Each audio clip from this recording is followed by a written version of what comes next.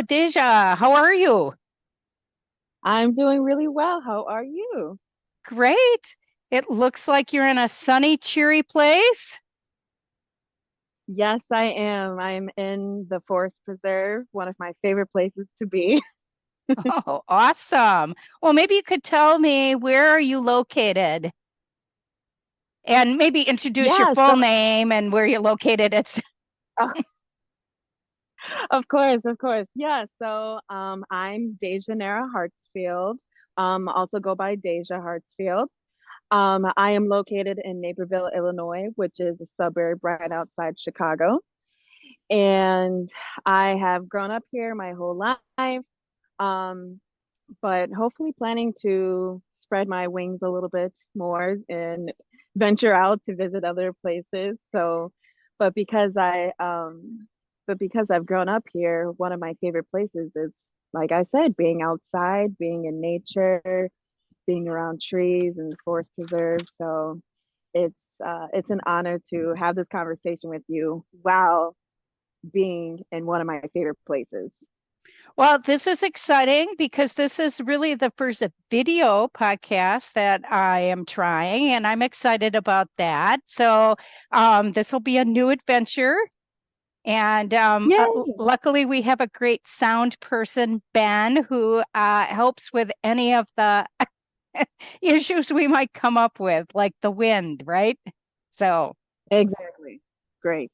well, cool. Great, great. So maybe you could tell me what are your types of art? I know you write and paint, but maybe you could tell me about all your different mediums. Yeah, so as of now, my main focus is acrylic paint on canvases.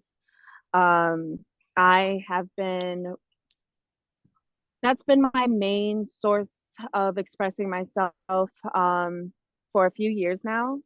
But lately, I have been trying different forms of paints, so watercolor. I have tried oil painting, but I'm a little too impatient for oil because you have to practice patience, and I have a lot of ideas racing in my mind. So when I first started painting, I realized that acrylic paint really worked best for me and how I wanted to move on with this part of my life. I love acrylic as well. And one of the things I'm really drawn by with your work is the bright, vibrant colors. And that is really a trademark in many ways for me of acrylic. But maybe you could talk about what really draws you to such vibrant colors. Well, as I don't know if you could tell, but I love wearing colors regardless. I am wearing I think, a bright red and white dress that I picked up from Goodwill. So I feel as though even when I'm not creating, obviously I still like to express myself in in a very dramatic way. It makes me feel good. It makes me feel like I am different because different is not a bad thing in my eyes. Um, and so when it comes to creating art, the first thing I like to get from my brain or whether I'm creating for someone else is, what are your favorite colors? And it's such a basic, like, kindergarten question. Like when you get to know someone, it's like, oh, what's your favorite color? Like you would think that no one really wants to answer that, but it's so important because in many different forms of therapy, like art therapy, for example, a lot of people subconsciously pick colors that just represents them, you know? So, what is your So favorite whether color? ah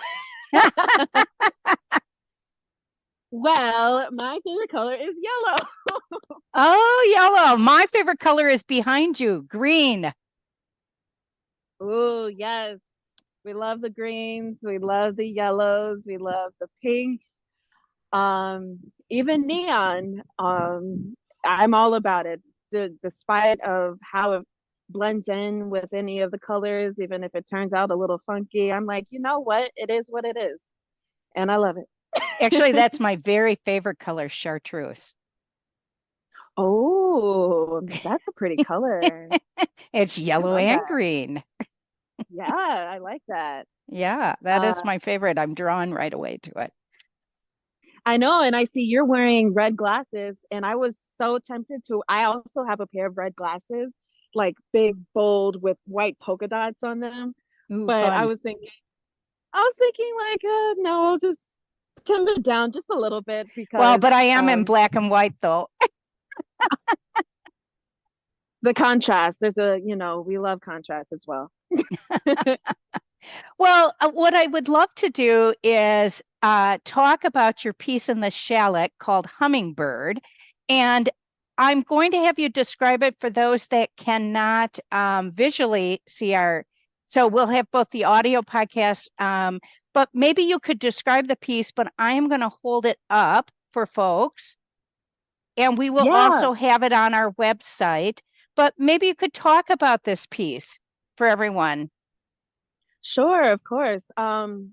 So I see now I have to think back because I create a lot, and I feel like as an artist, you just or a creator, you just create things, obviously.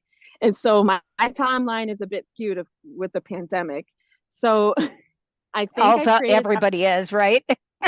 I know, right? I'm like, was it 2019, 2020, 2021? I think I'm gonna go with 2020. I'm gonna say 2020, 2021 area because when I see my paintings, I how I categorize it is like my mindset at the time. And during that time, of course, the pandemic was like heightened. We were all a bit, or maybe a lot of delusional, and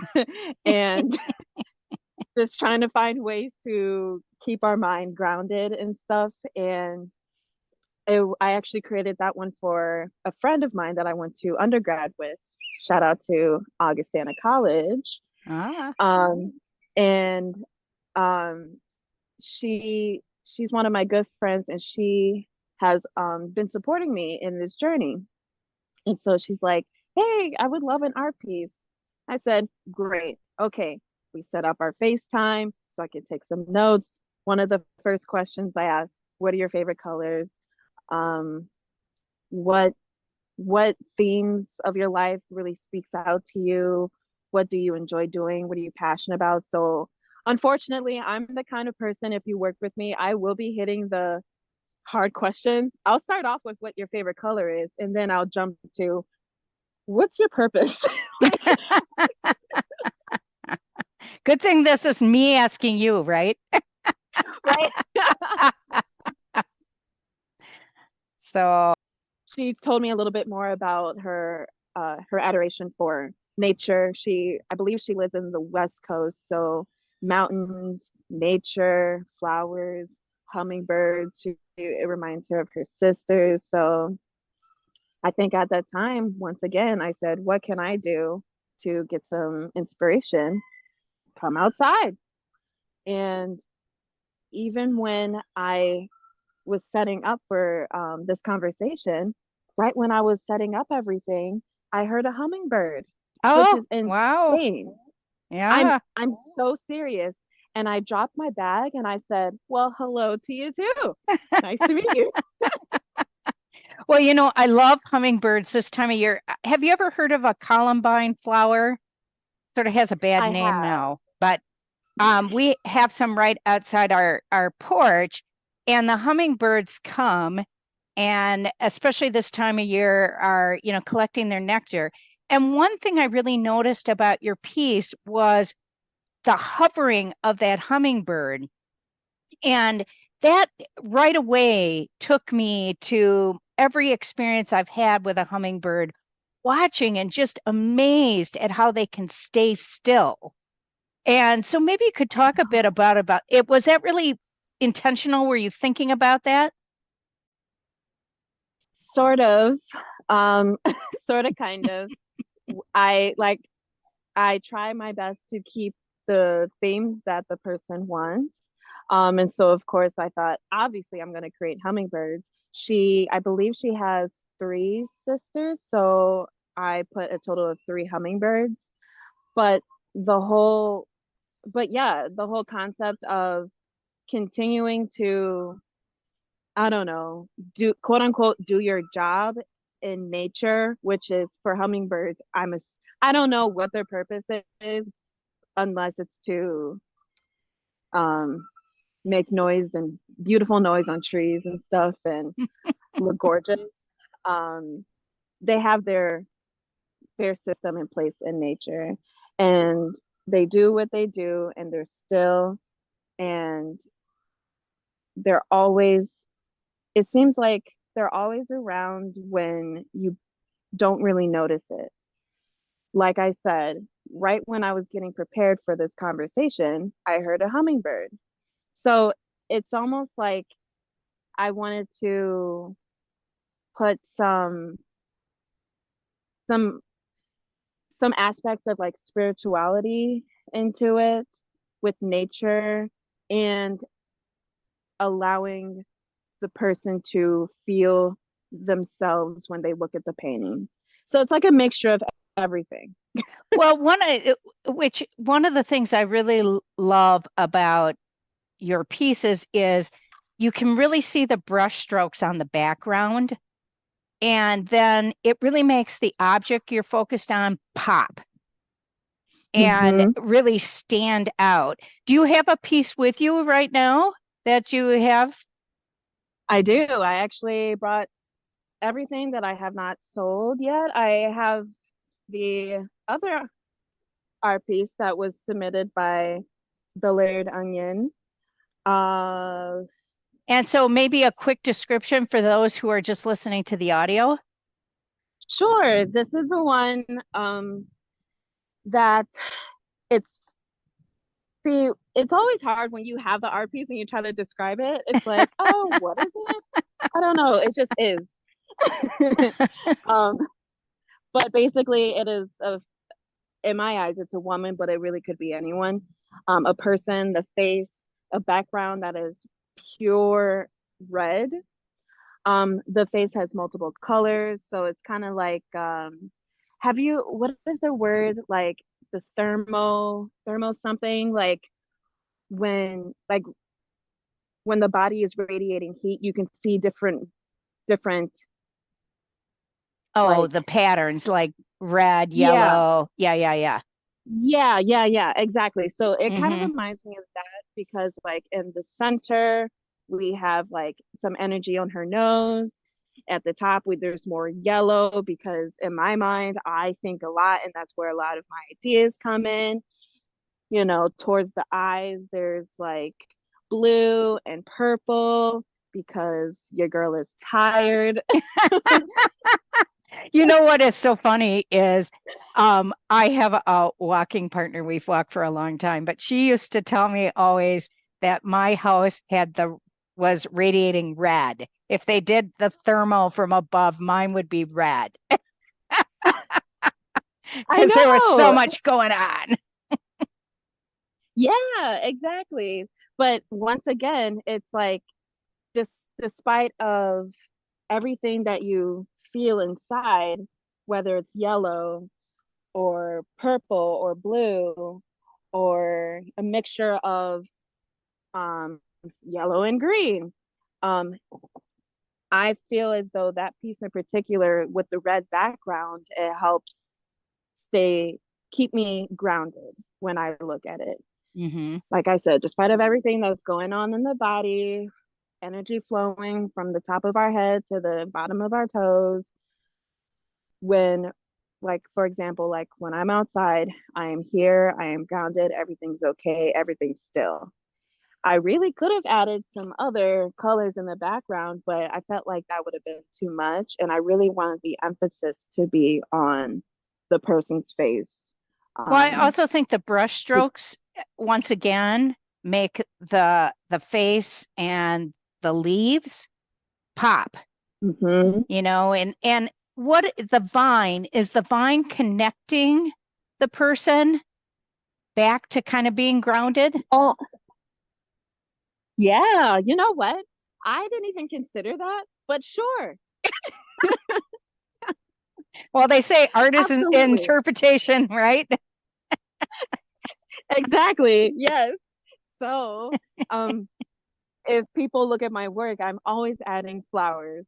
So even when I was creating it, I think I was in Panera and I was finishing up a sandwich and I was thinking, what's the final touches I can add to this?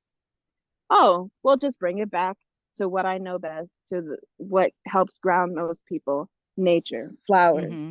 And um and so that's how I feel most of the time. It's most of the art that I create is about how Deja feels at a certain time. Um, so it's very exciting to use this as a way of like self discovery and self acceptance and all that good stuff. So maybe we could turn to that for a few minutes. So maybe you could talk about how this particular issue was about spring renewal and how it helps with our mental wellness. And maybe you could talk about what inspired you when you were thinking about, spring renewal and mental wellness. What inspired you? Well, when I first saw the issue, um, the first thing I thought about was, wow, this is just for me. Not in a very narcissistic way, I promise you. But I was like, this this is calling my name because I was like, not only do I try to emphasize like rebirth, but when I do think of springtime, I do think of rebirth because we go from winter to the beginning of liveliness, green all around us, and it's it's a great way to kind of center back to what going back to those deep questions like what am I doing, what is my purpose here right now, not just in general because that's very that question is a lot obviously, but for today, what can I do today, what can I do tomorrow. And so I had actually submitted those two art pieces the last day of the deadline. Ah. I ironically, I know procrastination at its So what when you paint, how has that helped your mental um wellness? I mean, has it been really healing for you, your art? absolutely. And I don't know if you can see, but I do have my journal with me. Oh, Um, because I have been journaling a lot the past few months. But in particular, in regard to this topic, I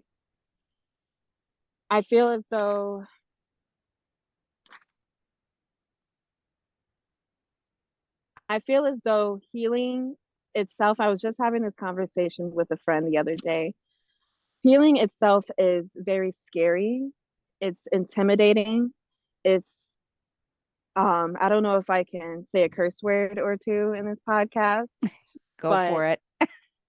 it is it is complete bullshit Ah, sometimes because mm-hmm. um especially coming from a young adult.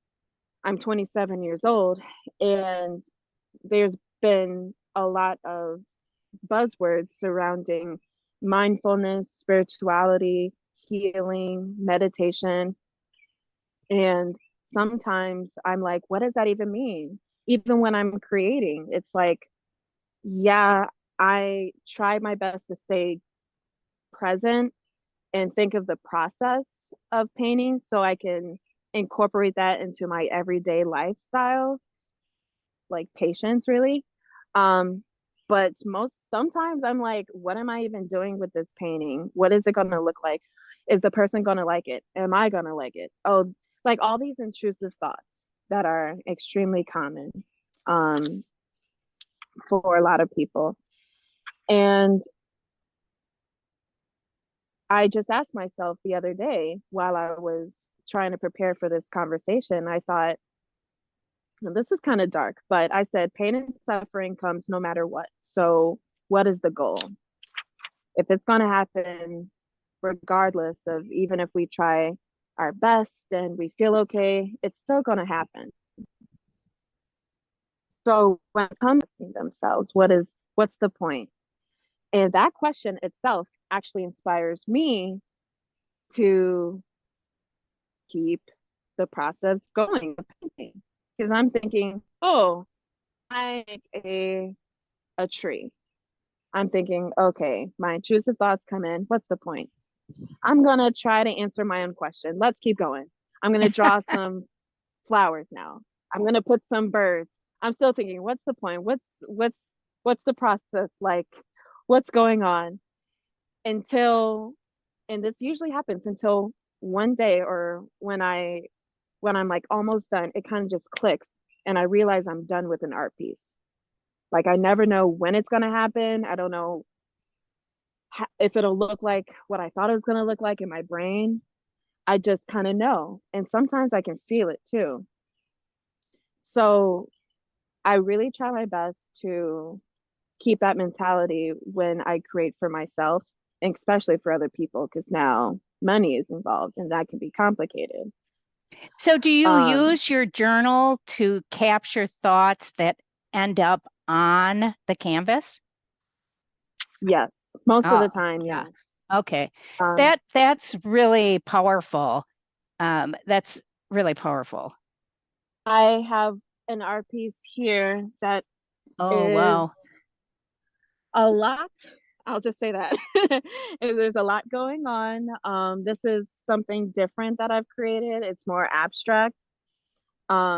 Usually I try, in the past, I've been trying to, I don't know, if I create something, it's like you obviously know it's the body of a woman, or you know it's a tree, or Hmm. you don't really have to guess too hard. But something like this, I wanted to just make scribbles, and the scribbles came from my journal.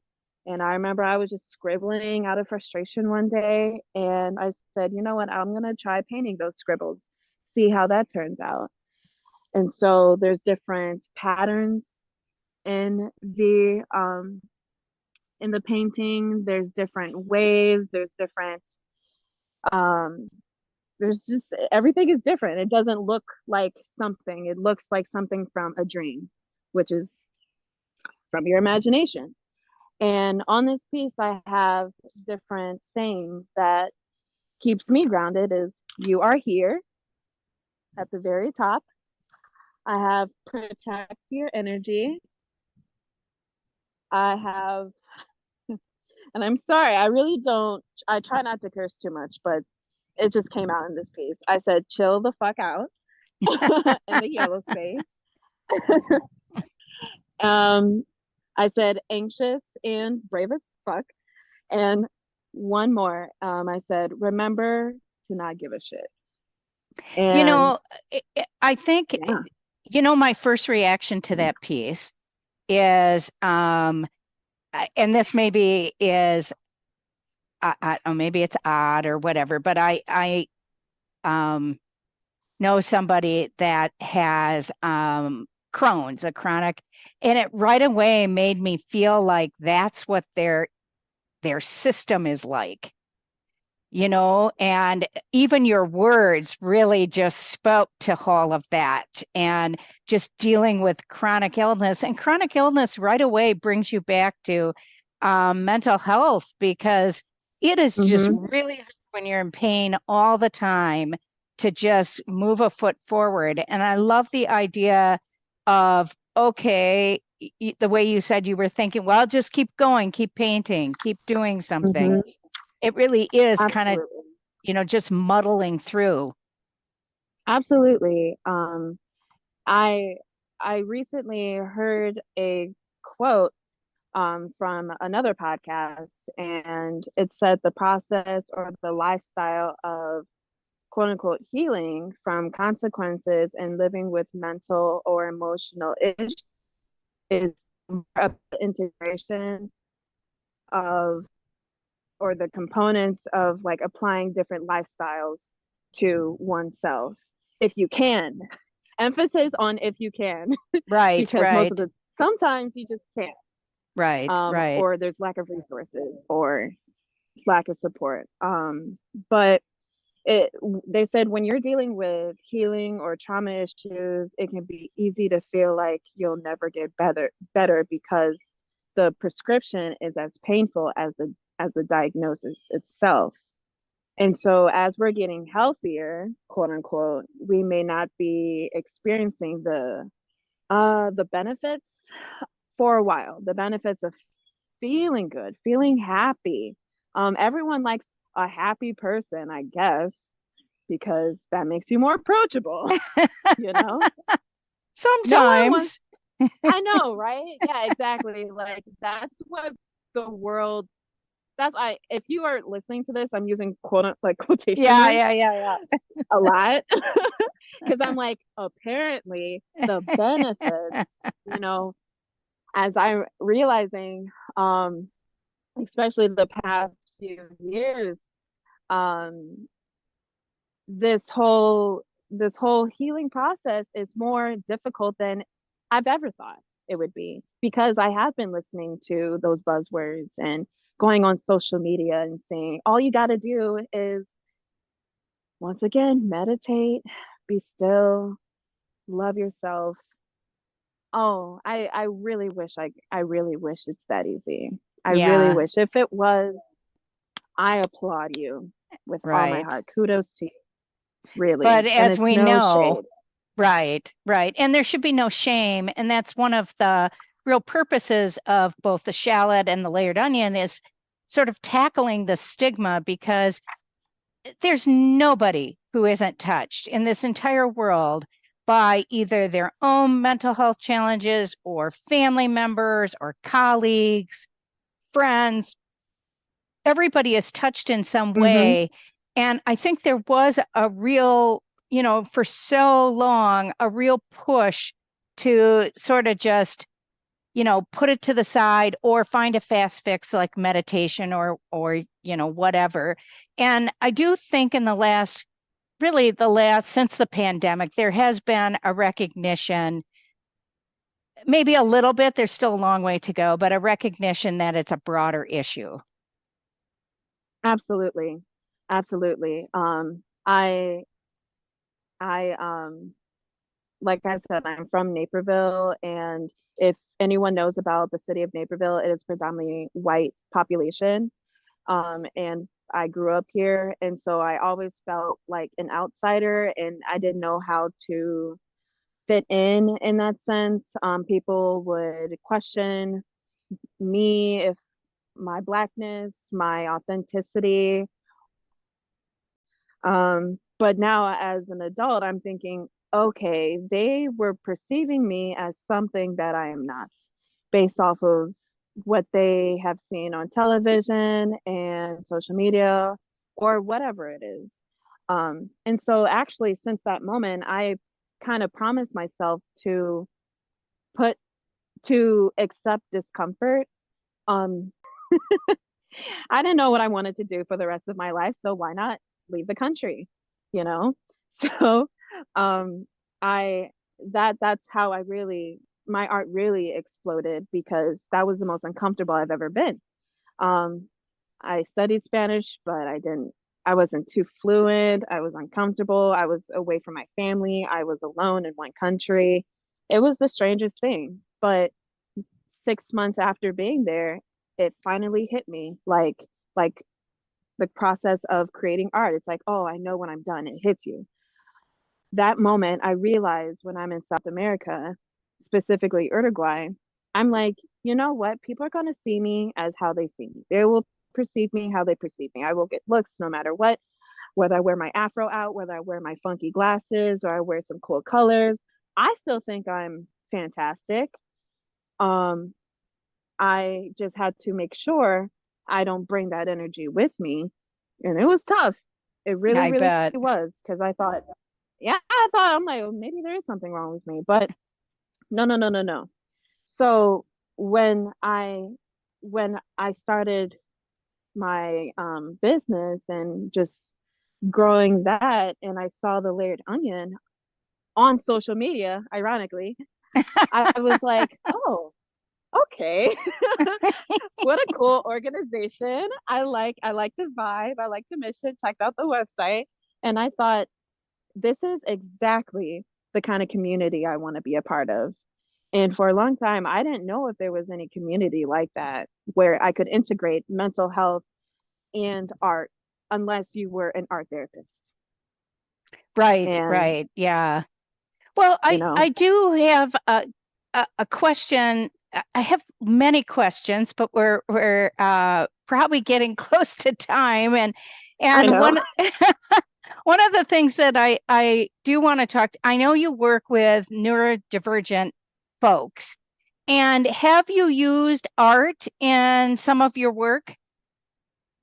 Yes, absolutely. So currently I work as a behavioral therapist with children with or diagnosed with autism and other um diagnoses such as ADHD, OCD, depression, anxiety, all that good stuff. And myself as a neurodivergent therapist, it's really interesting to connect with these kids. And so yeah, I try my best to incorporate art, especially now that the kids are out of school and it's summertime, we can do crafts. I try my best to, because I get so excited and the kids get so happy. I just I try my best and I get super emotional because I'm like, because I think of little Deja. I'm so serious. I'm like, Uh, if so, like I said, I currently work with children on the autism spectrum and other disability, developmental or intellectual disabilities. And when I work with them, of course, I think about little Deja because I'm thinking, oh, she would have loved to connect with the kids that I'm working with now if she knew that her brain was a little different at the time and that she loved art. Um, and so when I am working with the kids, I'm thinking like long term because that's just how my brain works. I'm thinking, oh my gosh, I hope they can incorporate this in their everyday lives when they're not feeling good or when they're not feeling like themselves and they could just scribble out on a piece of paper and then think about, oh, okay, what are these scribbles? Not what these scribbles mean, because it's not even that important right now. I just want them to express themselves.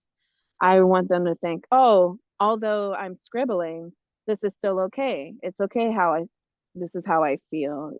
Art doesn't look one way. So whether it's finger painting or we're doing something with sensory activities, um, or my favorite, just a plain old whiteboard and an expo marker, and we're drawing stuff, and I'm thinking, I, I draw a stick figure and I'm like, oh, I'm going to erase her head and I'm going to put a dinosaur head instead of a regular head. And they're like, what? And I'm like, it's possible. It's art. You can do anything. well, and that's the beauty of it. I once had a therapist teach me about a scribble journal.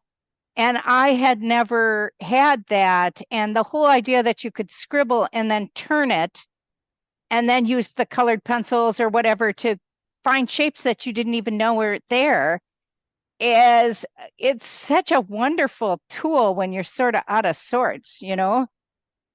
Yeah, it is. And that's the beauty of it. I want people um to sorry, one second. I wrote this down in particular because I really wanted to share this. I when I'm working with people or if I'm just creating art for myself, I want them to understand that there there is a difference between being accepted and respected for who you are versus what you do. And I wrote that down and I started and I'm like, don't forget to say this because I I promise you, I really, really hope this conversation can reach the targeted audience because no matter what you do, you're much more than that. Kudos to you if you're very successful or if you think you're not successful.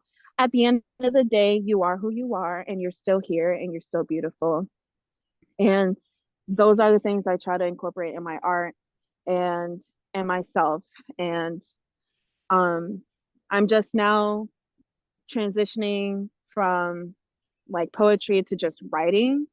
Sometimes like lately writing has been hard for me because I have a lot of thoughts, but I realized they were right. Writing your thoughts out really does help. And I'm thinking, oh, I'd love to write a book. So now, so now I have more ideas, and it is exciting. I'm stumbling over my words. It is exciting to get to that point where no matter what happens, there's more to expressing yourself. There's no one end kind of thing. Well, I think those are just absolutely lovely words for, you know, artists with lived experience, but not just artists with lived experience, frankly, anybody, right? Mm. Just, but the difficulty in accepting ourselves, whoever we are, both, all parts of ourselves. It's tough, isn't it? Oh, So, absolutely. But we don't have to, just because we feel alone doesn't mean we have to go through it alone or suffer alone. We can yeah. suffer together. Yeah. Awesome. I'll Well, take that.